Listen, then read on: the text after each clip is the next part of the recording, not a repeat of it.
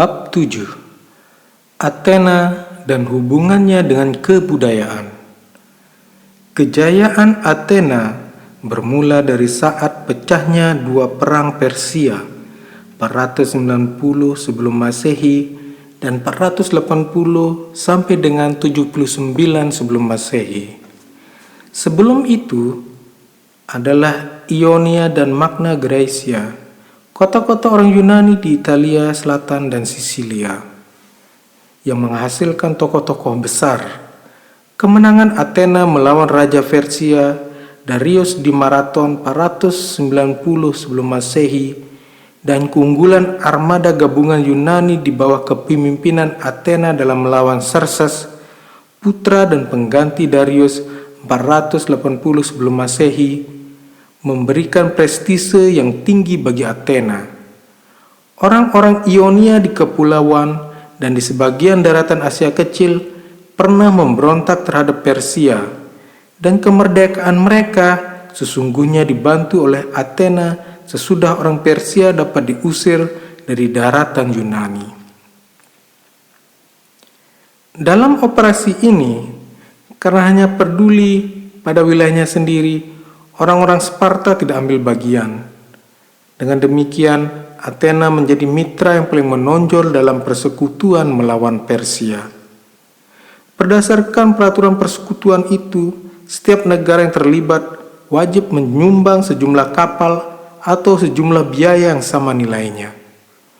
Karena kebanyakan negara memilih alternatif kedua, maka Athena pun memperoleh supremasi bahari atas negara-negara sekutunya dan berangsur-angsur mengubah persekutuan itu menjadi Imperium Athena.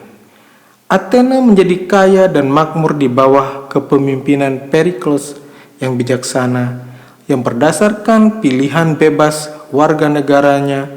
Ia berkuasa selama kira-kira 30 tahun sampai ia terguling dari tahta pada tahun 430 sebelum Masehi.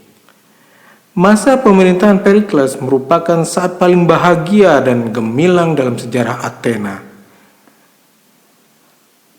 Aeschylus yang pernah ikut andil dalam perang Persia mencipta seni tragedi Yunani. Salah satu karya tragedinya, Persai, melepaskan diri dari kebiasaan mengangkat kisah-kisah Homerus, bercerita tentang kekalahan Darius. Ia segera diikuti oleh Sophocles dan berikutnya Euripides yang berkarya sampai datangnya masa-masa suram karena pecahnya perang Peloponnesus sesudah Perikles tumbang dan wafat. Sehingga karya-karya dramanya mencerminkan skeptisisme yang menggejala pada periode selanjutnya. Penyair komedi seangkatannya, Aristophanes, memperolokkan semua isme dari sudut pandang awam yang lugu dan sempit. Ia terutama mengejek Socrates sebagai orang yang mengingkari keberadaan Zeus dan suka bermain-main dengan teka-teki ilmiah semu yang menyesatkan. Athena pernah ditaklukkan oleh Xerxes dan kuil-kuil di Akropolis hancur terbakar. Perikles mencurahkan perhatian untuk membangun kembali kuil-kuil itu. Kuil Parthenon dan tempat-tempat ibadah lain yang puingnya masih menyisakan pesona hingga zaman sekarang dibangun oleh Perikles. Peidias, seorang pemahat, dipekerjakan negara untuk membangun arca dewa-dewi berukuran raksasa. Pada akhir periode ini, Athena merupakan kota paling elok dan menawan di wilayah Helenis. Herodotus, bapak ilmu sejarah, adalah warga pribumi Halikarnassus di Asia Kecil yang bermukim di Athena. Diminta oleh negara untuk menulis sejarah perang Persia dari sudut pandang orang-orang Athena. Apa yang dicapai orang Athena pada zaman Perikles mungkin adalah prestasi paling gemilang dalam semua sejarah. Hingga saat itu, Athena kalah maju dibanding kota-kota Yunani lainnya. Baik dalam seni maupun sastra, Athena belum pernah melahirkan satu pun tokoh besar kecuali Solon yang sebetulnya adalah seorang penyusun undang-undang. Didorong oleh kemenangan, kemakmuran, dan kebutuhan untuk membangun kembali kotanya yang hancur, para arsitek, pemahat, dan dramawan yang prestasinya tetap tak tertandingi hingga sekarang, tiba-tiba menghasilkan pelbagai karya yang berpengaruh di masa depan hingga zaman modern. Lebih mengherankan lagi jika kita mengingat kecilnya jumlah orang yang terlibat dalam pembangunan itu. Pada puncaknya, kira-kira tahun 430 sebelum Masehi, penduduk Athena diperkirakan sebanyak 230.000, termasuk para budak. Sementara daerah pedusunan sekitarnya, yakni Attika, mungkin lebih kecil lagi jumlah pemukimnya. Sebelum maupun sesudahnya tak ada masyarakat manapun dengan jumlah sekecil itu mampu menghasilkan karya sedemikian hebat.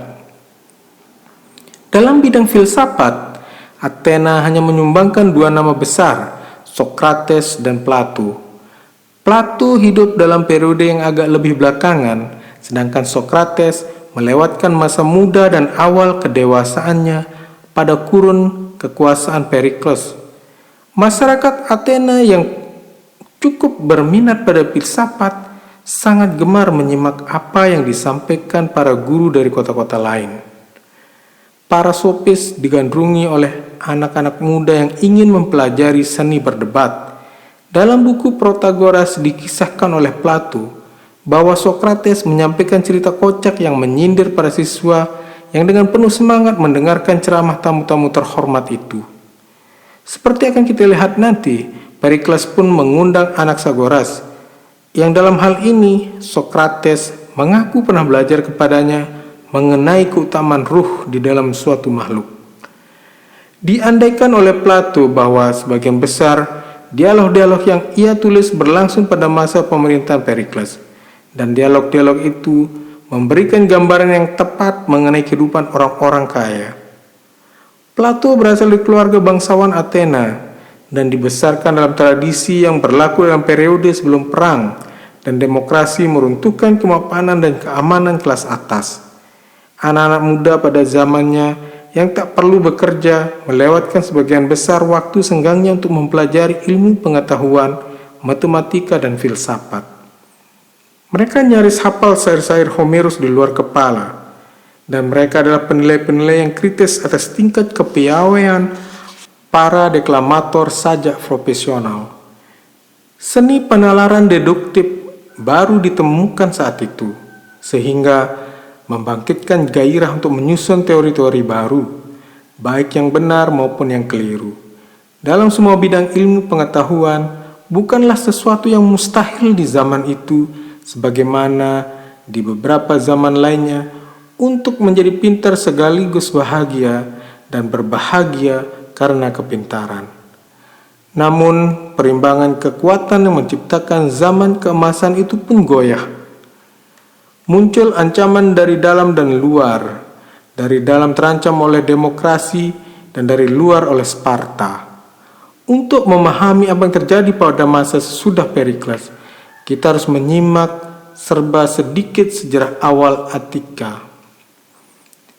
Pada awal periode sejarahnya, Attika adalah kawasan pertanian kecil yang bersuasembada. Athena sebagai kota besarnya pun tak seberapa luas.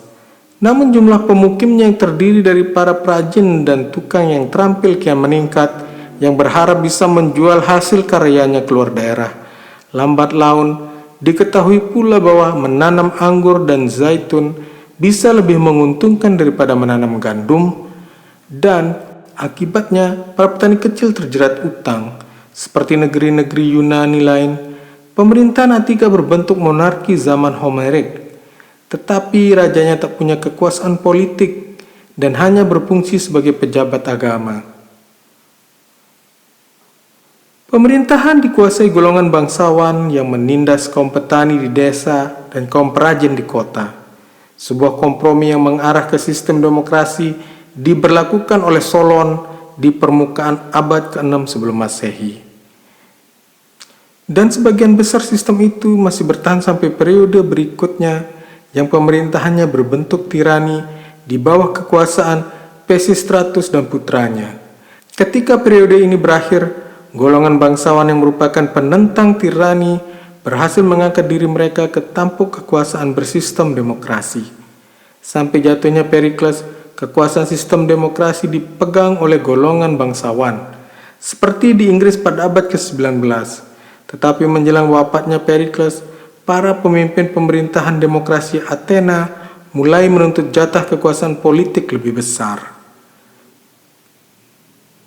Pada saat bersamaan, kebijakan imperialis Perikles yang erat kaitannya dengan kemakmuran ekonomi Athena menyebabkan perselisihan yang kian memanas dengan Sparta, yang akhirnya memicu perang Peloponnesus tahun 431 sampai dengan 404, di mana Athena kalah mutlak. Meski telah tumbang secara politik, prestise Athena tetap bertahan, dan hampir selama 1 milenium pemikiran filsafat berpusat di situ. Alexandria mengungguli Athena dalam hal matematika dan ilmu pengetahuan.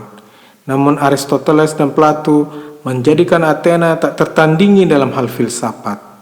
Akademi tempat Plato pernah mengajar mampu mengungguli semua sekolah lain dan tetap bertahan. Sebagai semacam pulau yang bebas dari agama, selama 2 abad setelah Imperium Romawi memeluk keyakinan Kristen, pada akhirnya di tahun 529 Masehi, akademi itu ditutup oleh Justianus karena pendirian agamanya yang keras, sehingga zaman kegelapan pun mulai menyelimuti Eropa.